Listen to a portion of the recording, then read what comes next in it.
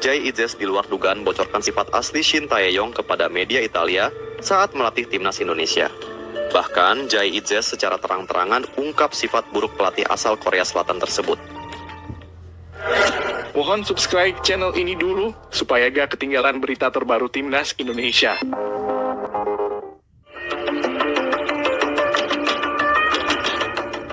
Seperti telah kita ketahui bersama, pemecatan Shin Tae-yong dari kursi kepelatihan timnas Indonesia menuai sorotan dari beberapa pemain keturunan timnas Indonesia, tak terkecuali sang kapten, Jay Itzes. Menurut Jay Itzes, Shin Tae-yong adalah seorang pelatih yang diktator alias karepe dewe. Selama menjadi pelatih, Shin Tae-yong berposisi di atas seluruh tim.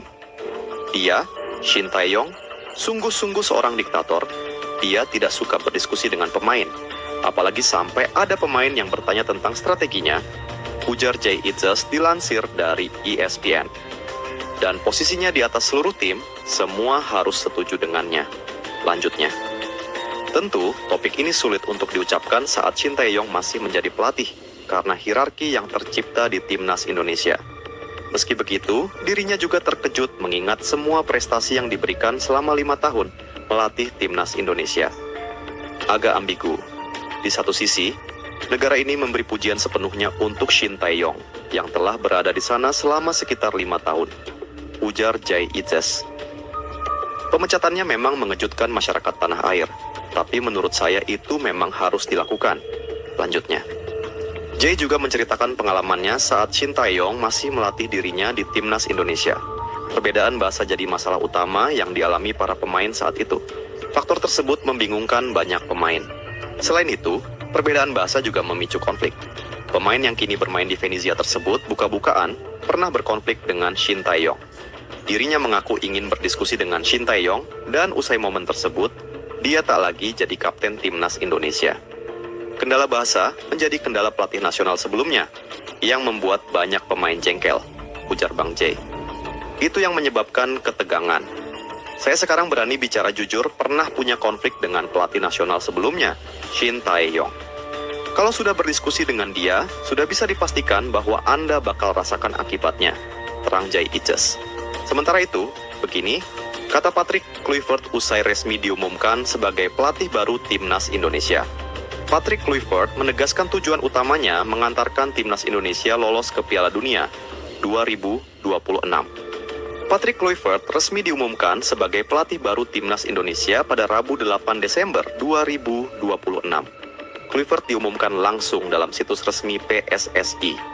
Disebutkan bahwa ex-Barcelona itu akan telah menandatangani kontrak 2 tahun hingga 2027 dengan opsi tambahan 2 tahun. Kluivert dikabarkan baru akan datang ke Indonesia pada 11 Januari. Sehari kemudian, Kluivert langsung diperkenalkan oleh Ketua Umum PSSI, Erick Thohir. Sebelum terbang ke Indonesia, Kluivert sudah dibombardir pertanyaan oleh media Eropa. Kepada The Telegraph, Kluivert memaparkan jajaran pelatih yang diboyongnya ke negeri Katulistiwa.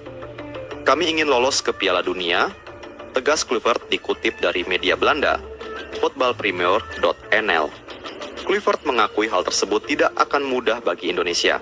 Pasalnya, Indonesia harus bersaing dengan tim-tim kuat seperti Bahrain, China, Australia, dan Arab Saudi. Meski begitu, Kluivert optimistis setidaknya bisa finish 4 besar grup C pada putaran ketiga kualifikasi Piala Dunia 2026. Itu tidak mudah di grup yang dihuni Jepang, Australia, Tiongkok, Arab Saudi, dan Bahrain. Tetapi 4 pertandingan sebelum akhir, kami punya posisi di tangan kami sendiri, ucap Kluivert. Kami berada di urutan ketiga dan harus finish di 2 pertandingan pertama untuk mendapat tiket langsung. Nomor 3 dan 4 terus punya peluang, imbuhnya. Di lain sisi, dengan bergabungnya Kluivert diharapkan komunikasi dengan para pemain berjalan lebih baik. Apalagi sang pelatih memiliki kepiawaian berbahasa Inggris dan Belanda, di mana mayoritas pemain timnas Indonesia saat ini memiliki DNA Belanda. Hal tersebut memudahkan para pemain untuk menangkap taktik dan strategi yang disampaikan Kluivert. Selain itu, Patrick Kluivert bisa memanggil full pemain naturalisasi demi mimpi ke Piala Dunia 2026. Bahkan, pelatih berusia 48 tahun itu bisa memanggil 25 pemain naturalisasi, sekaligus untuk memperkuat timnas Indonesia. Exco PSSI, Arya Sinulinga, menyatakan Kluivert juga didorong untuk membujuk pemain keturunan di luar negeri untuk membela Indonesia. Dengan pelatih level seperti ini, nanti dia juga yang akan melobi pemain-pemain diaspora yang selama ini mungkin belum terbujuk untuk mau masuk ke kita, kata Arya. Jadi, nanti dia juga yang akan melobi dan mengajak pemain-pemain diaspora untuk masuk ke kita. Selama ini kan kita tahu Pak Erik yang lobi kemana-mana, tutur Arya.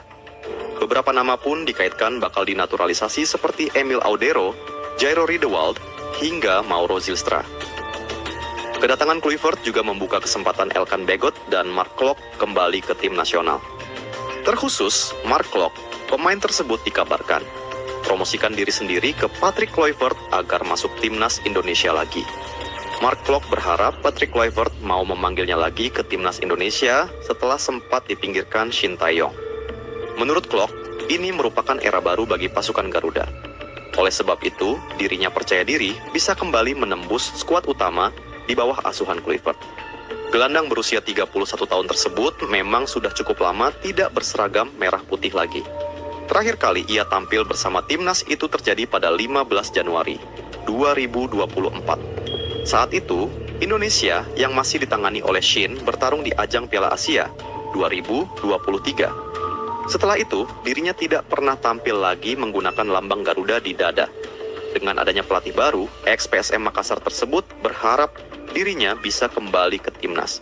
Menurutnya, ia masih bisa mendapatkan kesempatan tersebut, sebab baginya ia adalah pemain yang baik di dalam maupun di luar lapangan. Sekarang babak baru, peluang baru, kata Klok.